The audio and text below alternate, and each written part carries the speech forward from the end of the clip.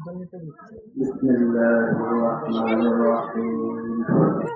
جلب الوجود لطاعته في زمان القدوات خلق الخلائق فقدر لكل أحد عمله، وسبحان من يقضي ولا يقضى عليه، يفسر الصحيح ويجبر المكتوبا.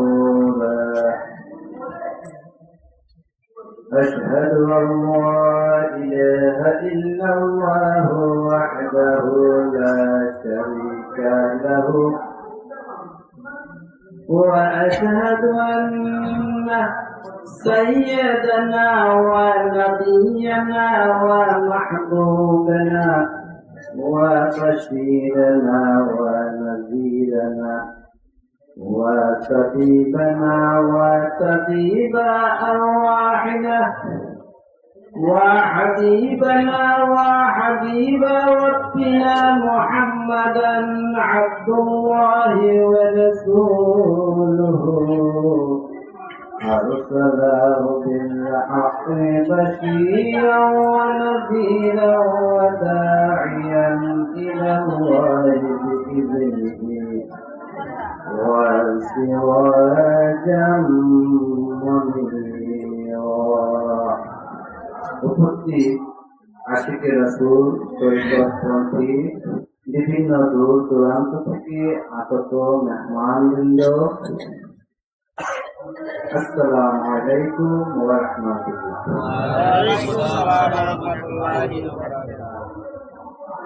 আজ আমরা সকলেই এই মহতী মাহফিলে সকলেই উপস্থিত হয়েছি আল্লাহ এবং রাসূলের আনুগত্য করে নিজের জীবন কিভাবে পরিচালিত করা যায়, কিভাবে আমল আখলাক পরিবর্তন করা যায়, এই আশা নিয়ে আল্লাহ এবং নবীর মহব্বত যেন আমাদের উপরে থাকে, সেই আশায় আজ আমরা সকলে মিলিত হয়েছি।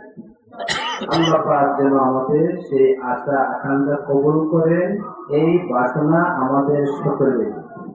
وقد قال الله تعالى في كلامه المجيد وفي فرقانه الحميد. بسم الله الرحمن الرحيم. إن الله يدخل الذين آمنوا وعملوا الصالحات جنات تجري من تحتها الأنهار।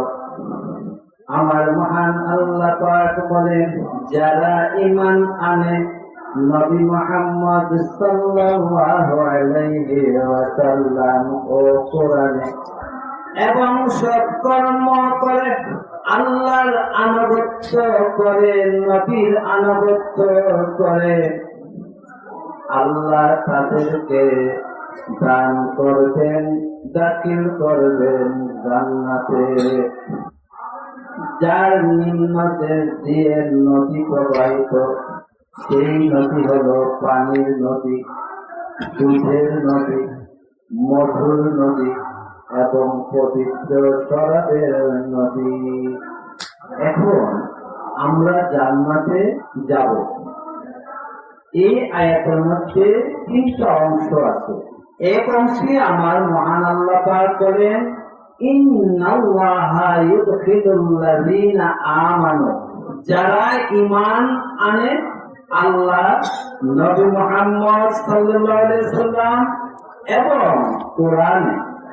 দ্বিতীয় অংশে বলছেন ওয়াআমিলুস সালিহাতি জান্নাত, এবং সৎকর্ম করে, অর্থাৎ আল্লাহর আনুগত্য করে এবং নবীর আনুগত্য করে।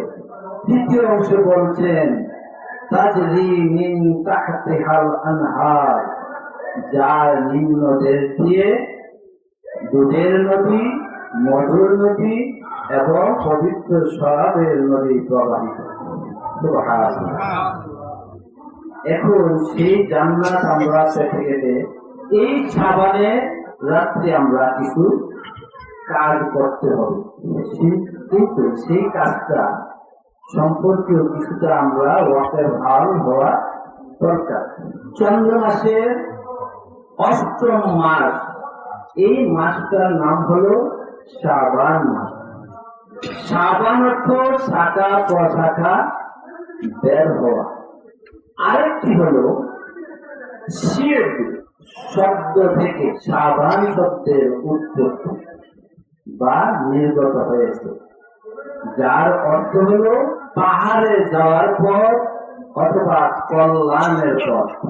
এই মাসে আমরা প্রচুর কল্যাণ এবং নেকি লাভ করে থাকি অথবা থাকবো। আর আল্লাহ পাক এই মাসে প্রচুর নেক এবং কল্যাণ দান করে। এই শাবান মাসের 14 তারিখ দিবাগত রাত প্রতিটি মুসলিম জাতির জন্য ভাগ্য নির্ধারণের রাত। এই রাতে মহান আল্লাহ পাক নিজে তার বান্দাদের প্রতি রহমত নাজিল করেন। এই বিশেষ রাতের বৈশিষ্ট্য হলো এটাই, সব অর্থ রাত, বরাত অর্থ ভাগ্য। কিসের ভাগ্য? নাজাতের ভাগ্য, মুক্তির ভাগ্য, নিষ্কৃতির ভাগ্য। এই রাতে মহান আল্লাহ পাকের নিকটে তার গুনাহগার বান্দারা প্রার্থনা করার মাধ্যমে পাপ হতে মুক্তি লাভ করতে পারেন বলেই একে লাইলাতুল বরাত বলা হয়ে থাকে। খুব মনোযোগ সহকারে শুনবেন কথাগুলা। হ্যাঁ, লাইলাতুল বরাতের বিশেষত্ব হলো আল্লাহর কাছে প্রার্থনা করব আমাদের গুনাহ থেকে মুক্তি হওয়ার জন্য। এর জন্য প্রতিটি মুসলমানের জন্য এই রাতের পবিত্রতা এবং মর্যাদা রক্ষা করা খুবই প্রয়োজন। কেননা এই নির্দিষ্ট রাতে স্বল্প সময়ের ভিতরে আমাদের অতি পাপ কর্মকাণ্ডের প্রায়শ্চিত্ত করে নফল ইবাদত বন্দিতে নিমজ্জিত থেকে আত্মশুদ্ধি, আত্মদর্শন এবং বিপদ মুক্তির গোপন রচনায় নিজেকে আত্মনিয়োগ করা আমাদের জন্য একান্ত কর্তব্য।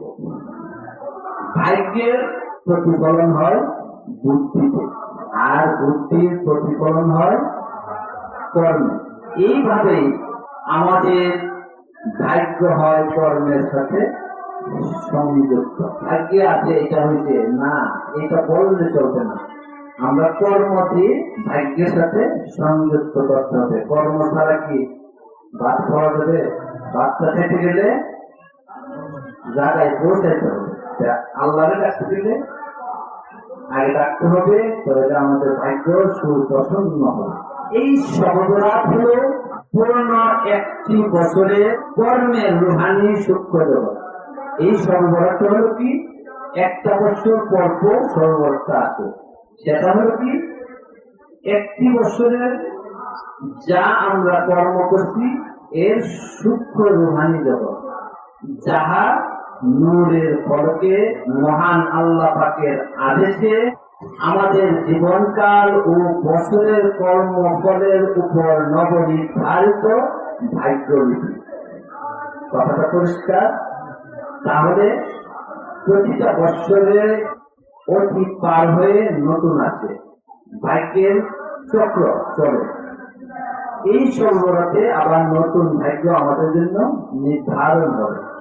আর এই পবিত্র রাতের ফজিলত বর্ণনা করা এবং মানবের মনে প্রাণের উন্মেষ সৃষ্টি করা যে কোনো ব্যক্তির পক্ষে অসম্ভব। কেন? এর ফজিলত ব্যাপক। যেমন হাদিস শরীফ বর্ণিত হযরত আবু বকর রাদিয়াল্লাহু তাআলা আনহু থেকে বর্ণিত হযরত রাসূল পাক সাল্লাল্লাহু আলাইহি ওয়াসাল্লাম ইরশাদ করেন, তোমরা শাবান মাসের 14 তারিখ দিবাগত রাত ইবাদত করো। এই রাত খুবই পবিত্র। এই রাতে আল্লাহ তার বান্দাদেরকে ডেকে বলেন, তোমাদের মধ্যে কেহ প্রার্থনা করার আছে কি? আজকে আমি তোমাদের প্রার্থনা গ্রহণ করব, কবুল করব। হাদিস শরীফে হযরত আয়েশা রাদিয়াল্লাহু তাআলা আনহা থেকে বর্ণিত, হযরত রাসূল পাক সাল্লাল্লাহু আলাইহি ওয়াসাল্লাম আমাকে জিজ্ঞাসা করেন, হে আয়েশা, তুমি কি জানো আজ কি রাত? তখন তিনি বলেন, আল্লাহর রাসূলই এই বিষয়ে ভালো জানেন। তখন হযরত রাসূল পাক সাল্লাল্লাহু আলাইহি ওয়াসাল্লাম ইরশাদ করেন, আজ শাবান মাসের মধ্যবর্তী রাত। এই রাতে মহান আল্লাহ পাক তার গুনাহগার বান্দাদেরকে দুজকের আগুন হতে মুক্তি দান করেন। সুবহানাল্লাহ। আজকে তুমি ইবাদত করার অনুমতি আমাকে দিবে? তখন হযরত আয়েশা রাদিয়াল্লাহু তাআলা আনহা বলেন, জি হ্যাঁ। অতঃপর হযরত রাসূল পাক সাল্লাল্লাহু আলাইহি ওয়াসাল্লাম নামাজে দাঁড়ালেন এবং প্রথম রাকাতে সিজদায় যে অর্ধ রাত পার করে দিলেন। সুবহানাল্লাহ। দ্বিতীয় রাকাতে একইভাবে আবার সিজদা দিয়ে বাকি অর্ধ রাত কাটিয়ে দিলেন। সুবহানাল্লাহ।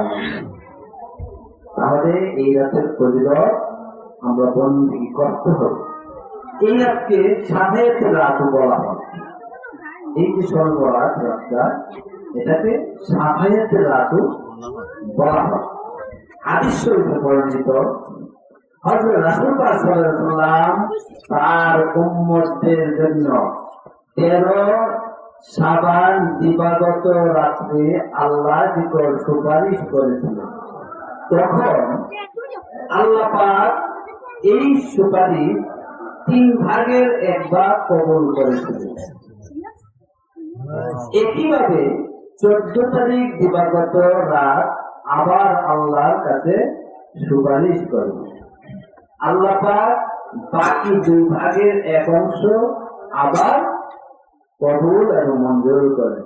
15 তারিখ দিবাগত রাত আবার আল্লাহর কাছে সুপারিশ করেন। তখন মহান আল্লাহ পাক বাকি সমস্ত অংশ কবুল এবং মঞ্জুর করবেন। তাই সামনে সমাগত শবে বরাত, এই রাতে আমরা যার যতটুকু শারীরিক সামর্থ্য আছে ওইভাবেই আমরা চেষ্টা করব বন্দেগী করা। আর সেই বন্দেগীটা হতে হবে রাসূলকে সাথে রেখে আল্লাহকে ডাকতে হবে, ওসিলাটা রাসূল থাকতে হবে। আর এই রাতে যে যত বেশি পারেন কোরআন তেলাওয়াত করেন, নফল নামাজ পড়েন, জিকির আজকার করবেন, কোরআন তেলাওয়াত করবেন, দুরূদ শরীফ বেশি বেশি পাঠ করবেন, কলেমা তাইয়্যিবা পাঠ করবেন, এইভাবে সারা রাত পাঠ করবেন। আর যার শারীরিক সামর্থ্য আছে তারা পরের দিন রোজা রাখবেন। আর একটা কথা, আল্লাহর কাছে কম বেশ নাই। আমরা যত আল্লাহরে ডাকবো আল্লাহ তত খুশি হবেন, এটার কিন্তু নির্দিষ্ট গড়ি নাই। হয়তো আমি বললাম যে আজকে 1টা রাখো, আবার বললাম যে তুমি 2টা রাখো, আবার বললাম তুমি 4টা রাখো। হ্যাঁ, যত বেশি পারি। কেননা এই আগামী রমজান আসতেছে, রমজানের প্রস্তুতির মাস হলো শাবান মাস। আমার দয়াল নবী এই মাসে বেশিরভাগ সময় রোজা, রমজানের রোজার জন্য প্রস্তুতি নিতেন এবং রোজা রাখতেন এই মাসে সবচেয়ে বেশি। তাই আমরা যে যতটুকু পারি আমার নবীজির অনুসরণ করে আমরা এটা পালন করব, আদায় করব। সামনে রমজান আসতেছে, আমরা রোজা রাখি কিন্তু মুখ ঠিক রাখি না, জিহ্বা ঠিক রাখি না। রোজা রাখলাম, ভাইয়ের কথা বললাম, রোজা সমস্যা হয়। তাহলে রোজা রাখবো, মুখটা যতটুকু পারা যায় সংযত রাখবো, রাগ দমন করবো, এইভাবে আমরা চলতে হবে। আল্লাহ পাক যেন আমাদের সকলকে সেই তৌফিক দান করেন। ওয়া আখিরু দাওয়ানা আনিল হামদুলিল্লাহি রাব্বিল আলামিন।